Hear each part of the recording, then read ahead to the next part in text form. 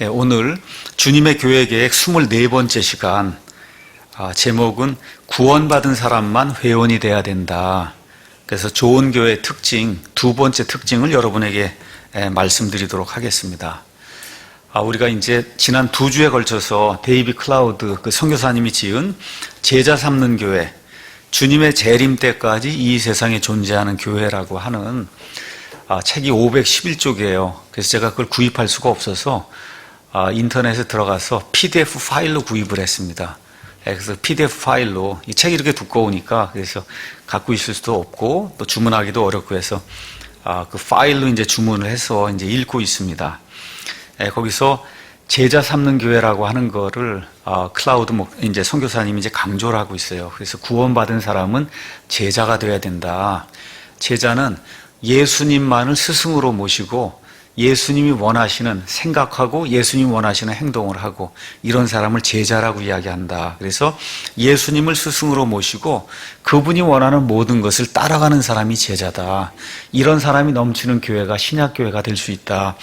클라우드 이제 선교사님 그렇게 이제 말씀을 해주셨고, 그래서 처음에는 제가 교회가 망하는 징조와 이유, 그래서 클라우드 선교사님이 한 40년 동안 특별히 저희가 이야기하는 교회는 성경적인 근본적인 독립침례교회를 이제 주로 이야기하기 때문에 이러한 교회들이 어떻게 잘 시작했다가 나중에 망하게 되는가, 이런 이유를 제가 이제 처음에 말씀드렸고, 그 다음에 지난주에는 교회가 좋은 교회가 되기 위해서는 구원을 가장 신중하게 생각하는 그런 교회가 돼야 된다. 교회라는 것 자체가 구원받은 사람이 교회거든요. 그러니까 좋은 교회가 되려면 일단 구원에 대해서 정확하게 가르치고 구원을 가장 신중하게 생각하는 그런 사람들이 모여야 그래야 좋은 교회가 될 수 있다. 그 이야기를 하면서 구원받은 사람들의 9가지 증거를 제가 말씀을 드렸습니다. 그 증거를 이야기하면서 제가 미국의 노아 웹스터라고 하는 분이 하나님의 은혜 가운데 회심했을 때, 회심하기 전과 회심 이후에 하나님을 바라보는 눈, 사람을 바라보는 눈, 죄에 대한 이런 관점, 이런 게 180도 변하게 되면서 인격적인 그러한 그 하나님과의 만남을 통해 인생 전체를 바라보는 눈이 바뀌게 된다는 거, 이것이 성경이 이야기하는 참된 의미의 컨버션, 회심이라고 이제 제가 여러분에게 말씀을 드렸습니다. 그래서 인생에서 지향하는 지향점에 전환이 생겨야 된다. 모든 것이 변해야 된다는 게 성경에 맞추려고 내가 노력하는 그런 사람이 돼야 된다. 이렇게 이제 말씀을 드렸습니다. 자, 오늘은 좋은 교회의 두 번째 특징, 우리 데이비 클라우드 선교사님이 이야기하는 거, 두 번째 특징, 그건 뭐냐 하면 좋은 교회가 되려면 성경적으로 구원받은 사람만 회원이 돼야 된다는 거예요. 그러니까 교회 안에는 많은 사람들이 있는데 그 가운데 회원인 사람이 있고 회원이 아닌 사람이 있단 말이죠. 그렇죠? 오명이랑 등록하면 회원이 되면 안 된다는 거예요. 오직 성경적으로 구원받은 사람만 회원이 돼야 된다. 왜 그러냐? 이건 초대교회부터 내려오는 그런 전통이라는 겁니다. 성경이 이야기하는 전통. 그래서 1656년도에 소머셋이라고 하는 이런 사람이 만든 고백, 이 컨페션이 있습니다. 거기 가서 보니까 이렇게 이제 기록이 되어 있어요. 교회는 구원받은 증표가 명백히 드러나는 사람만 회원으로 받아들여야 하며 회원권 문제를 매우 신중하게 처리해야 된다. 오직 회개하고 믿음으로 구원받았다는 증거가 나타난 그 사람만 교회의 회원으로 받아야 된다는 거예요. 와서 예배 드리는 건 얼마든지 상관없습니다. 그렇지만 우리 사랑침례교회 회원이 되려고 할 때는 회개하고 믿음으로 구원받아서 구원받은 것이 명백한 증거로 나타나는 그런 사람만 이 교회의 회원이 돼야 된다. 이게 회원권이 처음부터 이렇게 됐던 거예요. 고린도 교회, 골로새 교회, 여러분 교회 성경 가서 보시면 많은 교회가 나오잖아요. 거기 나오는 성도라고 부르심을 받은 그런 사람들 100% 구원받은 사람만 성도인 거예요. 근데 이게 변화가 생겼습니다. 여러분 잘 아는 것처럼 중세 천주교 암흑시대라고 하는 때가 있어요. 약 1000년 동안. 그래서 심지어 이 세상 역사가들도 암흑시대라고 부르는 그와 같은 때가 있었어요. 자, 이 암흑시대에는 유아 세례를 받으면 구원받은 걸로 간주했어요. 천주교의 유아세례로부터 시작해서 맨 마지막에 병자성사, 노자성사라고 하는 7가지 성사가 있습니다. 이 세크레멘트, 이 7가지 성사를 다 마치면 그런 구원받는, 이와 같은 거를 교리로 가르치던 말 그대로 암흑시대가 1000년 동안 이 세상에 이제 존재를 했습니다. 이것이 어떻게 시작이 됐냐? 여러분과 제가 아는 것처럼 처음에 예수님 믿는 사람들이 세상에 엄청난 박해를 받았어요. 박해를 받으면 받을수록 이상하게 더 불어나는 거예요. 예수님 믿는 사람이 더 불어나는 겁니다. 이렇게 되니까 마귀가 AD 300년이 넘어가면서부터 온 세상에 예수님 믿는 사람이 너무 많다 보니까 작전을 바꾸게 된 거예요. 어떻게 하느냐 하면 이 세상의 모든 이교도들을 다 교회 안으로 불러들여서, 그래서 교회 안에 들어오기만 하면 믿고 구원받은 사람으로 간주하는 그런 일이 생기면서, 여러분 잘 아는 것처럼 AD 313년에 소위 콘스탄틴이라고 하는 그 대제가 기독교를 공인했다. 너무 많은 사람들이, 특히 예수님 믿는다고 하는 사람들도 이게 엄청나게 좋은 일로 이렇게 이야기하는데, 이게 좋은 일이 아니에요. 종교와 정치가 하나가 돼서 말 그대로 천주교회라고 하는 비성경적인 그런 교회가 탄생하는 그런 일의 시작이 AD 313년에 밀라노 칙령이거든요. 이게 이렇게 이제 되다 보니까 세상에 살던 이교도들이 다 교회 안으로 들어오기 시작한 거예요. 그러니까 교회 안에 구원받지 않은 사람들이 막 불어나기 시작한 겁니다. 이게 교회가 망하는 그런 일이 시작이 된 거다. 그 이후에 어거스틴이라고 하는, 성경적으로 보면 구원받지 못한 사람이 이제 등장을 했습니다. 이렇게 해서 교황이 다스리는 세상이 하나님이 이 땅에 세우고자 하는 왕국이다, 이걸 주장을 하면서 교회가 곧 왕국이라고 하는 그런 주장을 펴서 무천년설이라고 하는, 그러니까 천년왕국이라고 하는, 예수님이 직접 이 땅에 철권 가지고 통치하는 그 왕국이 이 땅에 이루어지는 게 아니라 교황이 다스리는 이 세상이 바로 하나님이 만들려고 했던 그와 같은 하늘의 왕국, 천년왕국이다 하는 무천년설을 이렇게 이제 세워주고, 그래서 교황이 온 세상을 다스릴 수 있도록 이와 같은 그 일을 한 사람이 어거스틴이에요. 그래서 이 사람이 그와 같은 그 교리를 세우기에 써놓은 책이 하나님의 도시, City of God, 이렇게 해서 하나님의 도성이라고 하는 그런 책을 사용해서 교황이 온 세상을 다스리게 되는 이와 같은 세상을 이제 만들 수 있도록 교리적인 걸 확립을 해줬어요. 이와 동시에 연옥을 믿어야 된다고 하는 걸 가르치고, 마리아가 세상의 구원자라고 하고, 이거 다 어거스틴이 가르친 겁니다. 이렇게 해서 천주교회가 세상을 지배할 수 있는 이와 같은 그 교리적 토대를 이 어거스틴 사람이 이제 만들어 놨거든요. 이러한 일들을 통해서 결국 AD 500년, 600년 넘어가면서부터 천주교회라고 하는 이 뭐라 그럴까, 성경적으로 합당하지 않은 이런 교회가 1000년 이상 세상을 지배했어요, 여러분. 세상을. 이렇게 되면서 중세 암흑시대라고 하는 엄청나게 불행한 것과 같은 시대가 이 땅에 이제 열리게 됐습니다.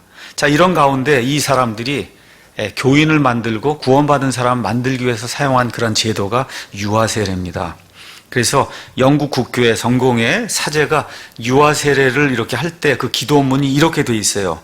아버지께서 성령님으로 이 아기를 중생하게 하시고 양자 삼음에 따라 아버지의 아이로 받아들이시며 거룩한 교회의 일원이 되게 하심을 기뻐하셨기에 진심으로 감사를 드리니, 이렇게 물 뿌리면서 그렇게 얘기하는 거예요. 보세요. 성령님으로 이 아기를 물 뿌린 걸 통해 아기가 어떻게 중생이 되냔 말이에요. 다시 태어나게 하시고 양자 삼음에 따라 아버지의 아이로 받아들이시고, 그렇죠, 거룩한 교회의 일원이 되게, 그래서 감사하다, 이렇게 하면서 유아세례는 이제 집행을 하는 거예요. 그래서 네이버에 가서 성공회에서 하고 있는 그 일을 이렇게 이제 한번 찾아봤습니다. 그랬더니 성공회에서는 성사, 이와 같은 걸 7가지 성사, 세크레멘트라고 얘기하는데, 성사를 보이지 않는 하느님의 은혜가 눈에 보이는 방법으로 전달된 예식으로 이해하고 있다. 그러니까 유아세례라고 하는 이런 성사가 보이지 않는 하나님의 은혜가 눈에 보이도록 나타나는 게 그게 성사라는 거예요. 그래서 누구나 성사를 통해 하느님의 은혜를 받을 수 있다고 생각한다. 그래서 성공회에서는 사제가 어린이에게 세례를 베푸는 유아 세례를 그래서 집전한다는, 보이지 않는 하나님의 은혜가 이와 같은 그 유아 세례라고 하면 성사를 통해 사람에게 전달될 수 있다, 이렇게 이야기하는 겁니다. 그래서 어린이들은 나이가 어려서 신앙 고백을 할 능력은 없지만 세례 성사를 통해 전달되는 하나님의 은혜에서 제외되지 않는다고 이해하는 것이 성공회에서 설명하는 유아 세례의 타당성이다. 이러한 설명에는 세례 성사와 성체 성사, 그게 천주교에서 미사라고 이야기하는 겁니다. 이것은 그리스도께서 우리의 구원을 위해 세우신 성사이므로 우리의 구원을 위해서 세례 성사와 미사, 성만찬 이걸 세웠다는 거예요. 모든 사람이 필요하다는 성공의 성사에 대한 이해가 이 안에 담겨 있다, 이렇게. 근데 지금 성공회라고 하는 게 그런 식으로 유아 세례를 하나님의 은혜가 임하는 그와 같은 통로로 지금 이해를 하고 있다, 이렇게 이제 성공회 이야기하는 거예요. 그래서 천주교 유아 세례는 어떻게 돼 있나 하고 또 네이버에서 가서 글을 한번 찾아봤습니다. 그래서 어떤 분이 자기 아이가 천주교 유아 세례를 받은 이후에 그 유아 세례가 무엇인가를 거기다 사진과 함께 이렇게 적어 놨더라고요. 그래서 유아 세례는 카톨릭의 7 성사 중 하나인 세례 성사다, 이렇게 이제 이야기하면서 사람의 일생 동안 받을 수 있는 성사가 7가지가 있는데 그중 가장 처음 받는 성사가 세례 성사입니다. 세례라는 건 유아 세례를 이야기하는 겁니다. 유아 세례 성사를 통해 가톨릭 신자가 되는데 이를 통해 교회에서 베푸는 다른 성사들을 받을 수 있는 자격을 가지게 됩니다. 천주교에서 얘기하는 성사는 그게 구원의 방편이라는 겁니다. 그러니까 그 구원의 방편에 미사도 다 성사인데 거기 참여하려면 그 시작이 유아 세례가 돼야 된다는 거예요. 그래서 유아 세례 성사는 죄악에 물든 과거의 우리 자신을 죽게 하고 동시에 그리스도의 부활에 동참해 하나님의 새 생명을 얻게 한다는 거예요. 여러분, 물 뿌려갖고 과거에 우리 모든 죄가 다 없어지게 되고 동시에 그리스도의 부활에 참여한다고 지금 이분들이 믿는 거예요. 물로 세례를 주니 이를 통해 원죄를 씻어내고 하나님의 자녀로 거듭나게 됩니다. 세수나 샤워할 때 물로 씻듯이 마음을 깨끗이 씻어낸다는 의미로 볼 수 있습니다. 이것은 내적으로 우리 죄를 깨끗이 씻어 용서한다는 것을 뜻합니다. 유아 세례 시 흰옷을 입는 것도 새롭게 태어나 깨끗해진다는 의미입니다. 그래서 맨 끝에 하느님의 자녀가 된 우리 아기 아무개 아무개 이렇게 하고 이제 마쳤더라고요. 성경은 뭐라고 이야기하냐? 물을 100번 1000번 뿌려도 그걸 다 사람의 죄가 제거되지 않는다고 이야기합니다. 맞습니까, 여러분? 예, 100번, 1000번 풀 속에, 목욕탕 속에 들어갔다 나와도 그걸 다 사람의 죄 제거가 안 돼요. 그러니까 이런 걸 통해서 어떻게 교회의 멤버로 만들어서 평생토록 이 교회에 충성 봉사할 수 있도록 만든 이런 제도가 천주교의 유아 세례거든요. 그래서 천주교 성공회 등에서 유아 세례를 받은 뒤에는 특별한 문제 없이 교회를 이렇게 출석을, 미사에 참석하고 헌금하고 이렇게 하면 그럼 그 교회에서는 진실한 성도로 그렇게 인정을 하고 교회 회원으로 이제 받아주는 거예요. 그럼 이제 죽을 때 가서 이제 마지막으로 병자 성사를 받아야 되는 거예요. 이제 죽을 때 이제 성공의 사제가 죽을 때 이제 그 사람 유아 세례 받았습니다. 그렇죠?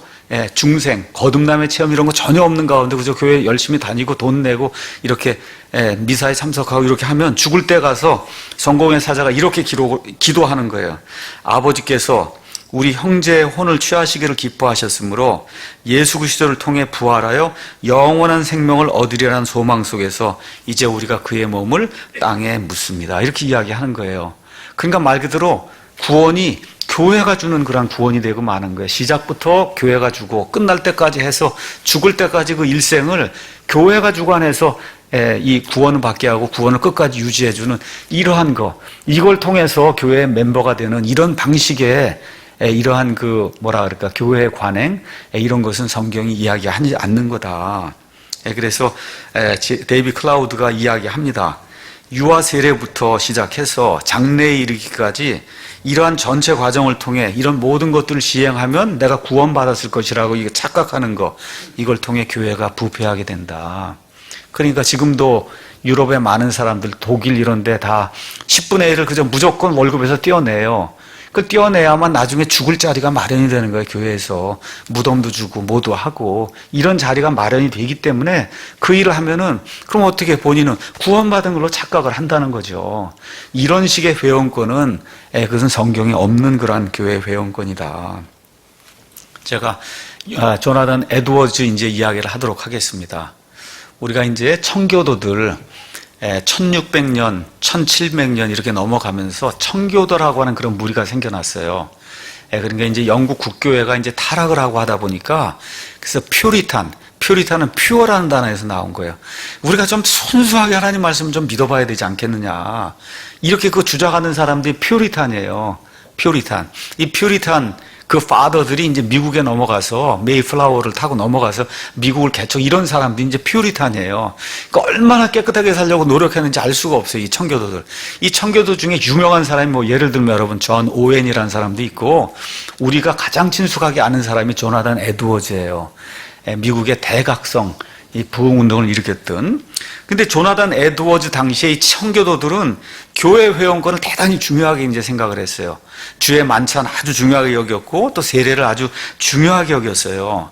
근데 이게 시간이 점점 지나면서 교회가 이제 타락을 하기 시작했어요, 이게. 이렇게 이제 되다 보니까 다시 태어나는 그런 경험이 없어요. 저 사람 구원받은 사람이 분명히 아니야, 보기에도. 그런데도 교회에 들어와서 주의 만찬에 참여를 하고, 그렇죠. 교회 회원권을 받아서 목사를 선임하고 교회 일을 하는 그런 악행이 조나단 에드워드 당시에 어느 교회에 있었냐? 조나단 에드워즈가 섬기는 그 교회에 있었단 말이에요.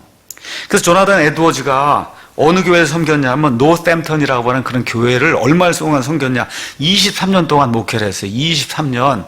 그래서 조나단 에드워즈의 그 설교를 통해서 그 부흥을 통해서 많은 사람들에게 회심을 했어요. 근데 에드워즈가 정작 자기 교회를 보니까 어떻게 돼요? 엄마 아버지 지금식으로 얘기하면 어머니 아버지가 장로예요. 뭐 어머니 아버지가 권사예요. 그러면 그 아이들이 거듭난 다시 태어났다는 그런 증거가 없어도 이 아이들은 교회에서 멤버가 되도록 그렇게 허락하는 그런 악한 일이 생기게 된 거예요. 그러니까 조나단 에드워즈가 우리 교회에서는 이런 일이 생기면 안 되겠다 이걸 해서 그래서 어떻게 우리 교회에서는 다시 태어났다고 하는 그런 증거가 없는 사람은 그 사람 우리 교회 회원이 될 수 없습니다. 그걸 얘기했더니 여기 성도들이 들고 일어나서 그래서 어떻게 해요? 투표를 했단 말이에요. 투표 결과가 뭐냐? 조나단 에드워즈를 해임하는 게 230표, 반대가 23표. 여러분 이해하시겠어요? 그래서 어떻게 됐어요? 조나단 에드워즈가 쫓겨났어요. 그 교회에서 자기가 23년 동안 그 대각성 부흥 운동을 일으켰던 그 분이 교회 회원권이라는 게 이게 엄마 아버지가 구원받았다 그래서 교회 회원권이 자동으로 이렇게 유전되는 게 아니다. 그렇기 때문에 구원받은 사람만 교회 회원권을 줘야 된다고 하는 이 일로 문제를 일으켰다 해서 조나단 에드워즈가 교회에서 쫓겨났습니다, 여러분. 그러니까 교회 회원권이라는 게 이게 중요한 거예요. 그러니까 에드워드처럼 본어게인해서 정말 성령님이 거하게 이렇게 될 때 이게 아니라는 거지. 이런 방식으로 교회 회원권을 남발하는 것이. 그래서 결국은 쫓겨나면서 그래서 조나단 에드워즈가 행했던 그 유명한 설교 제목이 뭐냐? 심판날 다시 만날 목사와 교인들. 알겠죠? 이런 제목으로 맨 마지막 설교를 하고 그 교회에서 쫓겨났어요. 그러니까 교회 회원권이 이렇게 중요한 거예요, 이게. 중요한 거예요. 그런데 우린 지금 이제 근본적인 침례교회를 하려고 하는 거예요. 그렇죠? 근데 지금 데이비 클라우드가 지난 40년 동안 이렇게 독립교회들, 바르게 하려고 하는 근본주의 교회들, 이런 교회를 이렇게 바라보고 이들이 하고 있는 그런 행태를 볼 때 이러한 근본적인 교회들도 이런 데서 자유롭지 못하다는 거예요. 그 무슨 얘기냐 하면 이런 근본적인 그런 침례교회에서 뭐 유아세례를 준다거나 7가지 성사를 해야 구원받는 이런 건 주장하지 않는데 뭐 때문에 문제가 되냐? 너무 쉽게 5분, 10분 이렇게 뭐 가르치고는 그걸 어떻게 영접기도 그렇죠? 영접기도 하면 그럼 뭐라 그래요? 구원받았다고 해서 그래서 구원받지 않았는데도 구원받은 걸로 하고 그리고 곧바로 침례를 줘서 그래서 구원받지 않은 사람들이 침례교회에 많이 남아있는 이러한 악한 현실이 지금 우리 이 시대에 지금 일어나고 있다는 거예요. 그러니까 저와 여러분 이걸 꼭 기억해야 된다는 겁니다. 그러니까 근본주의 교회, 뭐 킹제임 성경을 쓰는 교회, 거기 가면 다 문제가 없겠거나 이렇게 생각하면 안 된다는 거예요. 그러니까 교회 목사나 교회를 이끌고 나가는 사람들이 교회 회원이 어떤 사람이 돼야 되는가 여기에다 아주 확고한 그런 신념을 가지고 있어야 된다는 거예요. 이렇게 되다 보니까 미국의 남침례교회 이 통계가 뭐예요? 남침묘교에 다니겠다는 사람들 10,000명이 있으면은 그 10,000명 가운데 30%만 주일 오전 예배 겨우 참석한다는 겁니다.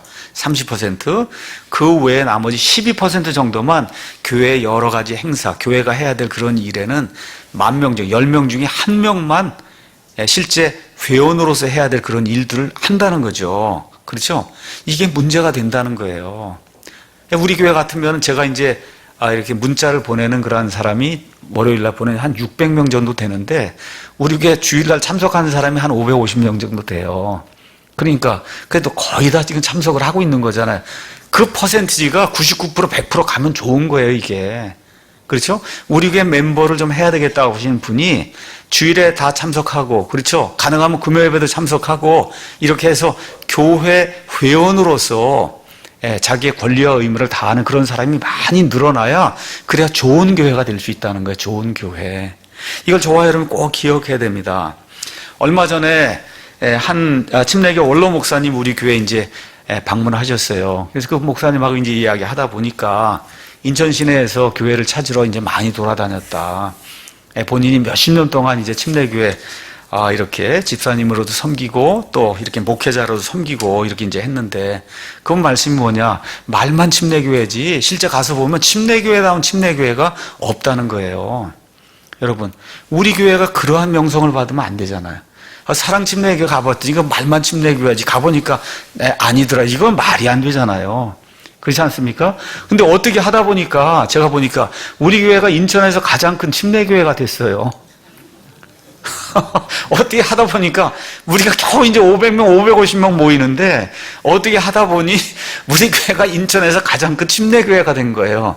근데 말만 침례교회가 되면 안 되고 여기 교회 오시는 분들 가운데 우리 교회 멤버를 하시겠다는 그런 분들이 정확하게 성경적으로 구원받은 그런 사람들이 돼야 된다는 겁니다.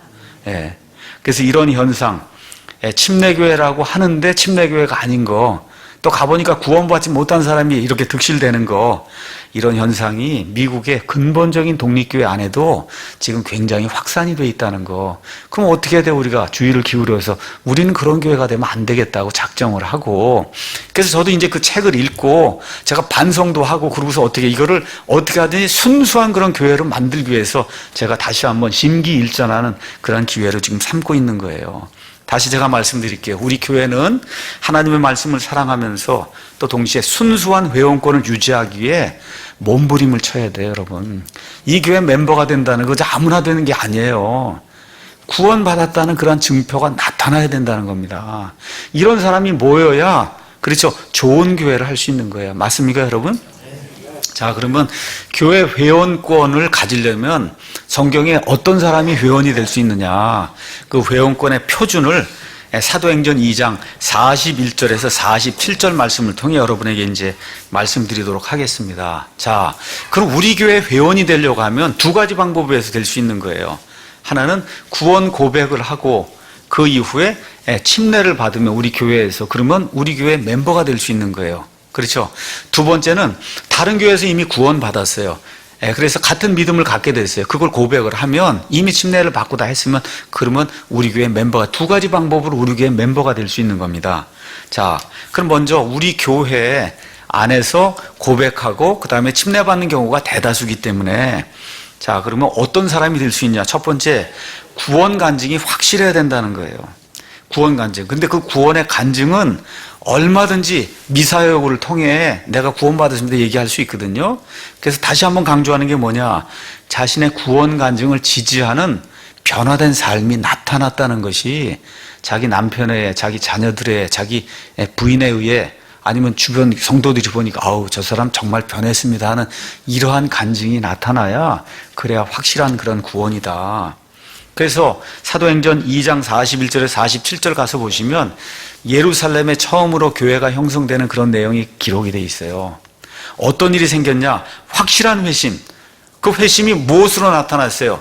예수님을 믿는다고 고백을 하면 그러면 형제 자매들로부터 쫓겨나고 핍박을 받고 말 그대로 직업을 잃을 그런 상황인데도 불구하고 어떻게 해요? 십자가에 달려 돌아가신 저 예수님이 나의 유일한 구원자입니다 하고 고백하는 그런 일이 생겨난 거예요.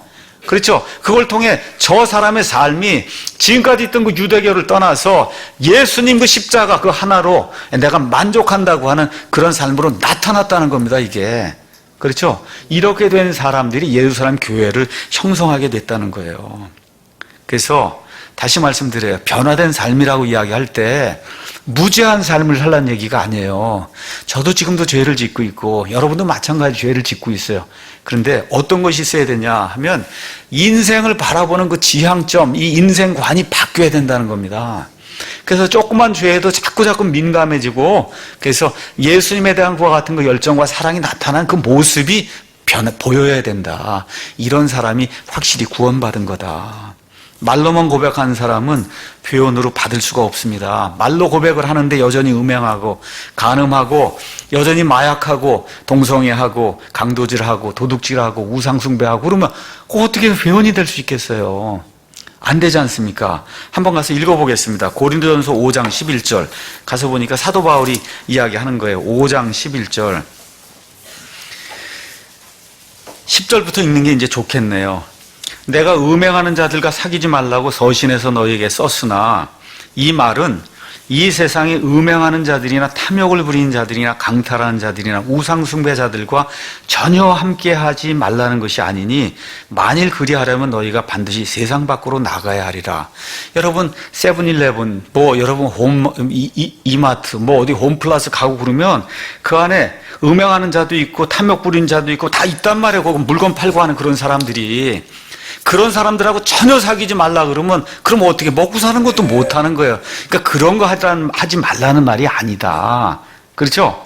예. 무슨 얘기인지 이해하셨죠? 예. 11절. 그러나 내가 이제 너희에게 쓴 것은 만일 형제라 불리는 어떤 사람이 교회에서 내가 사랑침례교회 멤버입니다. 이렇게 얘기하는 그 사람이 음행하는 자이거나 탐욕을 부리는 자이거나 우상숭배자이거나 욕설하는 자이거나 술 취하는 자이거나 강탈하는 자이거든 사귀지도 말고 그런 자와는 함께 먹지도 말게 하려 함이라. 이렇게 기록이 돼 있는 거예요. 이거 사도 바울이 이야기하는 거예요. 그러니까 뭐예요? 이건 말로만 회원이라 그러지 실제 다시 태어났다는 증거가 전혀 보이지 않는 사람이잖아요. 이런 사람은 회원으로 받으면 안 된다는 겁니다. 여러분 이해하시겠죠? 예. 그 다음에 뭐라 그래서 또한 밖에 있는 자들을 판단하는 일이 나와 무슨 상관이 있어? 홈플러스에서 어떤 사람이 술 먹고 물건을 판다. 그게 나하고 무슨 상관이 있냔 말이에요. 그렇죠? 근데 안에 있는 자들은 너희가 판단하지 않냐? 교회 안에 있는 사람은 저와 여러분이 판단해야 될 의무가 있다는 거예요. 그래서 우리가 교회 회원권을 순수하게 유지하려고 노력을 해야 된다는 겁니다. 아무나 그냥 다 받아들이면 안 된다는 거예요. 여러분 이해하시겠죠? 이게 사랑이 없거나 그런 문제가 아니에요.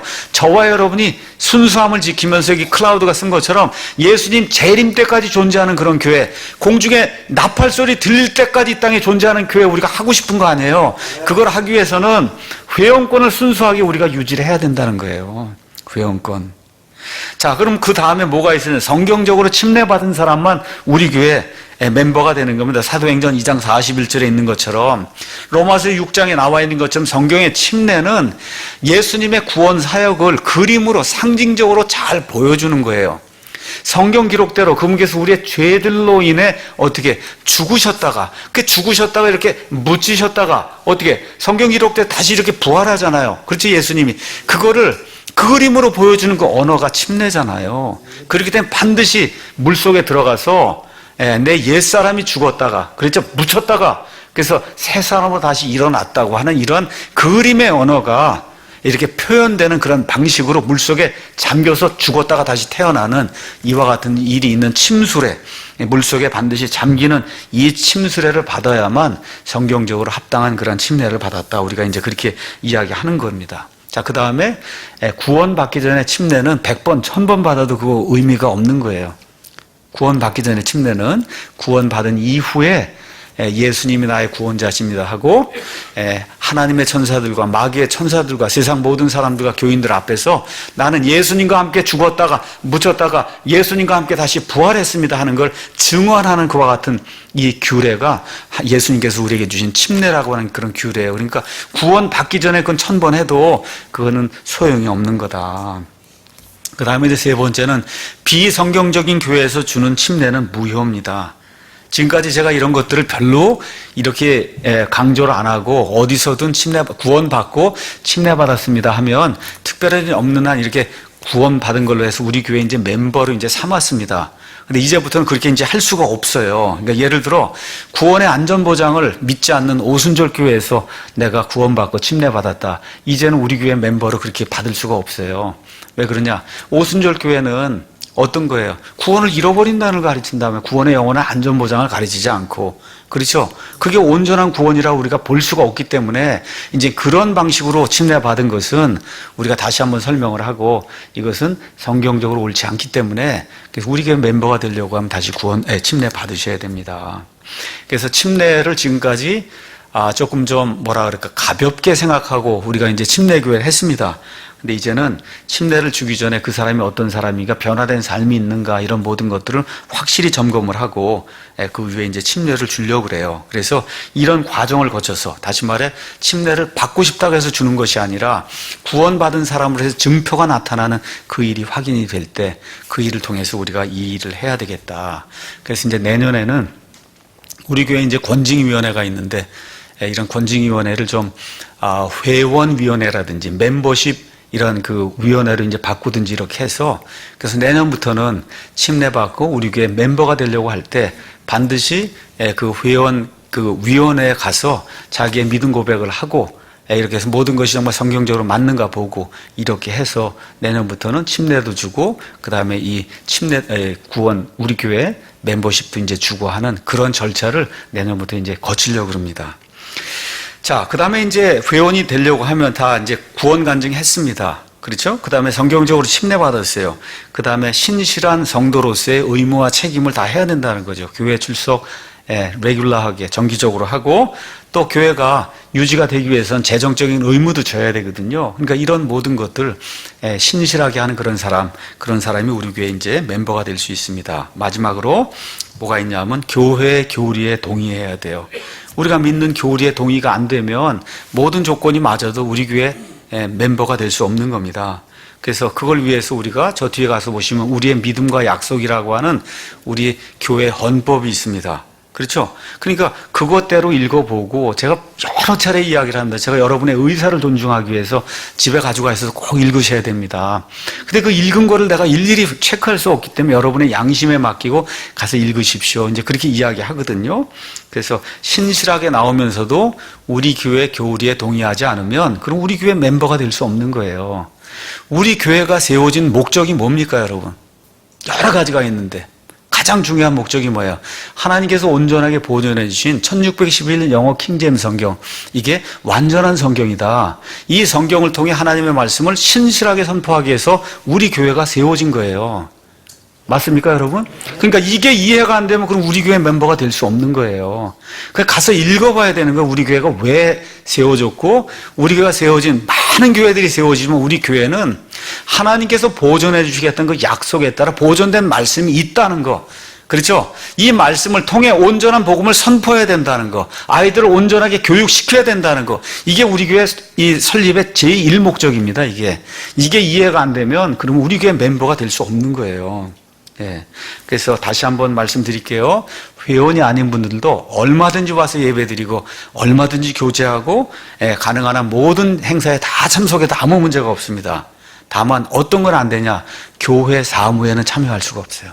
목사를 뽑는다든지, 그렇죠? 어떤 목사를 임명한다든지, 교회를 어디로 해야 되는지, 교육 방침을 정한다든지 해서 교회가 필요로 한 교회 사무가 있잖아요. 거기에는 누구만 참여해요? 교회 회원만 참여하는 거예요. 교회 회원만. 그래서 그 회원들이 순수한 그런 그 교회 그 기축과 이런 모든 걸 알고 있어야, 그래야 그 교회가 다음 세대 계속해서 전달이 될 수 있는 거예요. 그래서 미국에 가서 보시면 심한 경우는 주의 만찬에도 참여하지 못하게 해요. 회원이 아닌 경우는. 그러니까 주의 만찬도 영어로 이제 우리가 커뮤니언이라고 이야기하는데, 오픈 커뮤니언을 하는 그런 교회도 있고 클로즈드 커뮤니언을 하는 그런 교회가 있어요. 우리 교회는 오픈 커뮤니언을 해요. 그럼 누구냐면 주의 만찬이기 때문에 침례를 받았든 세례를 받았든 구원받은 사람 누구나 참여할 수 있다. 우리는 그렇게 믿고 오픈되어 있는 그런 교회 많잖아 하는데 아주 엄격하게 하는 그런 침례 교회는 구원받아, 그렇죠? 침례받고 이 교회 모든 걸 다 순종하겠다는 회원만 참여하는 이와 같은 클로즈드 커뮤니언을 합니다. 그래서 우리는 그렇게 하지 않지만 그 정도로 회원권을 중요시 여기는 거다. 이게 여러분이 기억하시면 좋을 것 같습니다. 마지막으로 이제 하나 더. 그래서 클라우드가 이제 이야기하는 게 참 좋은 것 같아요. 그래서 저도 이제 내년부터 이제 이걸 실시하려고 합니다. 그건 뭐냐면 매해 시작이 될 때 오후든 오전이든 한 10분, 15분 그거에 이제 시간을 내서 교회 헌법에 우리가 믿는 12가지가 있잖아요. 그렇죠? 그 12가지를 한번 읽는 거예요. 무슨 얘기인지 아시죠? 우리 교회는 이렇습니다. 이걸 믿는 교회입니다 하고 1년에 한 번 정도는 우리 교회가 믿는 바를 다시 한번 상기시켜 주는 것 제가 보니까 아주 좋은 것 같아요. 그러니까 새해가 시작이 될 때 우리 교회는 하나, 둘, 셋, 넷, 다섯, 여섯, 일곱, 여덟 해서 우리 교회가 믿는 바는 이겁니다 하고 한번 알려주는 거 이게 필요하다. 그래서 저도 거기에 동의하고 내년부터는 침례 주는 것도 아이들은 가급적이면 주지 않고 그렇죠? 성인이 된 사람들만 그렇게 이제 주는 방향으로 하고 침례나 회원 가입을 하게 될 때 그때 어떻게 해요? 그런 회원 위원회를 이렇게 열어서 그래서 한 사람 한 사람 다 이렇게 뭐라 그럴까 심사를 하고 이렇게 해서 정말 구원받은 것이 확실한 이런 사람만 우리가 멤버로 받고 그다음에 1년에 한 번 정도는 특히 이제 해가 시작이 될 때 우리가 믿는 바를 그냥 공표하는 거예요. 다시 한번. 그렇죠. 우리 이렇게 믿는다. 그래야 이 교회의 전통이 이게 살아날 것 같습니다. 마지막으로 교회 멤버가 되면 다른 건 다 괜찮고요. 교회 권위에 순종할 줄 알아야 된다. 우리가 교회 멤버가 됐다는 거예요. 그럼 멤버가 됐을 때 하나님은 질서의 하나님이기 때문에 교회 목사가 있고 여기 집사들이 있고 다 있거든요. 이러한 것들을 이 권위에 순종할 줄 알아야 된다. 이게 교회 회원의 의무라고 하는 거 이걸 여러분이 기억하시면 좋을 것 같습니다.